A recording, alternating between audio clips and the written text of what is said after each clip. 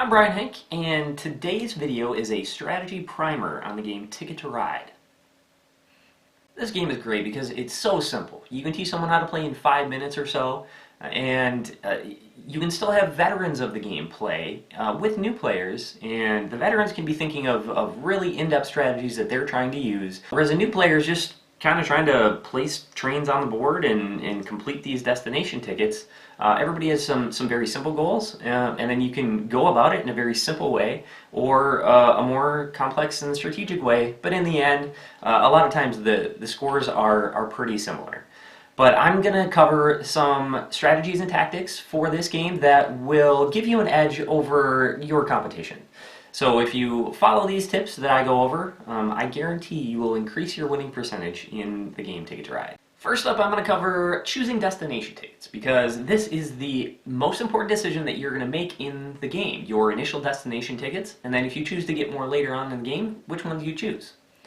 This game is all about efficiency. So if you can be more efficient than your opponents, so if you can get more points per turn than your opponents, you're going to win the game.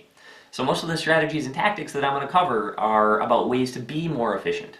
There are 3 things that you should consider when choosing your destination tickets. The first one being overlapping routes. So on your destination tickets, you want as many of your routes to overlap as possible, so you can use a single route for multiple destination tickets. That's going to be the easiest way for you to become more efficient. The next best thing is to try to get the longest continuous path. So you want 2 routes that you can connect to form an extremely long path.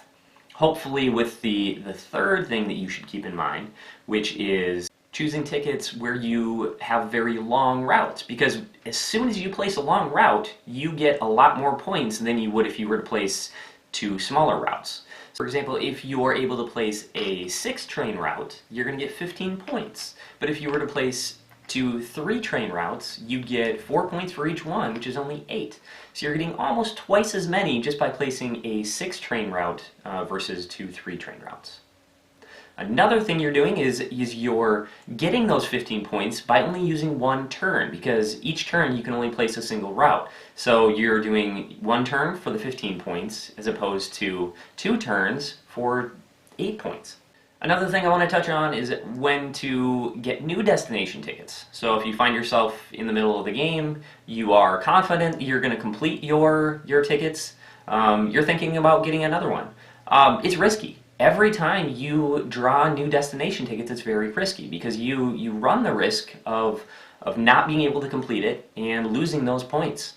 And you probably won't win the game if you don't complete all of your tickets. If it's late in the game, so you have maybe 12 to 15 trains left, do not take the destination ticket unless, like I said, it's a last-ditch effort. There's no other way you can win unless you get really lucky with the destination ticket draws.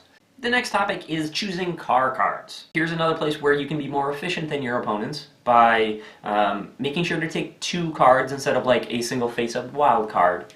And the general idea here is to just see which destinations you're trying to complete and see which colors you're going to need. So you should probably have 3 or 4 colors that you know you're going to need in these routes in mind, and look for those as face-up cards. And if you see them, take them. And if you don't, then draw face down from the deck. And hopefully you get some wilds that will really come in handy later on. Early on, just gather cards, stockpile cards. You're going to be able to use them later in the game anyway. So just grab them face down, just see what you get when you see, oh, I have a whole bunch of yellows, and I don't really have any yellow routes I need to complete, but I got a lot of them, so I'm going to get some other face-up yellow cards so that I can complete some longer gray routes. So the cards that you draw early on can help you develop your drafting strategies for the rest of the game. On the topic of face-up wild cards, try not to take them. I'm not going to say that you never want to take them, but you usually do not. You definitely don't want to do it early in the game. You might later on in the game if you really need a single color car card and you don't think it's going to come up because you've seen other people draft it, and you think somebody else might take your route. If you really, it's really urgent, you can go ahead and draft a face-up wild card, but just know that you're losing efficiency, so you don't want to do it unless it's some kind of emergency. Now I will discuss completing routes, and the first piece of advice I have for you is to not be too hasty when you're throwing your routes down. So before you do that, look to see if there are any face-up cards that you need. If there are, just take those. Save your route for later, because you pretty much just want to complete a route when you have nothing that you'd like to draft from the face-up cards. Then by the time it gets around to your turn again, hopefully there will be some face-up cards that you can get. And that'll prevent you from getting some junk in your hand that you won't really be able to use as much as some other cards. The exception here is when you think somebody is going to jump in and steal a route that you really need. Then put it down. As soon as you get it, put it down if you're really worried about it and kind of claim your territory. Also, when you're looking at your destination tickets and you're looking at point A and point B, you want to go from point A to point B in the shortest path possible. That will allow you to complete your tickets quicker, and you can focus on other tickets or possibly get some new destination tickets to complete, so you can get more points. So although that is normally the right thing to do, you can look at a couple other things also. If you see that an opponent is probably trying to get from a different point C to a point D, and you can get in their way, then you might want to do it, even if you go out of your way a little bit. Lastly, at the very beginning of the game, you might want to grab some very important small routes as your first plays. So if you know you're going to have to go between Nashville and Atlanta, use your first card, your first turn, to just grab that route. There are some other ones that are really important to get too, like Houston to New Orleans is another one of those critical ones, possibly something off of Toronto. So if one of these is critical to your destination, then just get it early on before somebody else grabs it from you. Now I'm going to go over some general tactics that you can use in a game of Ticket to Ride, and a lot of these have to do with being kind of nasty to your opponents, but it's part of this game.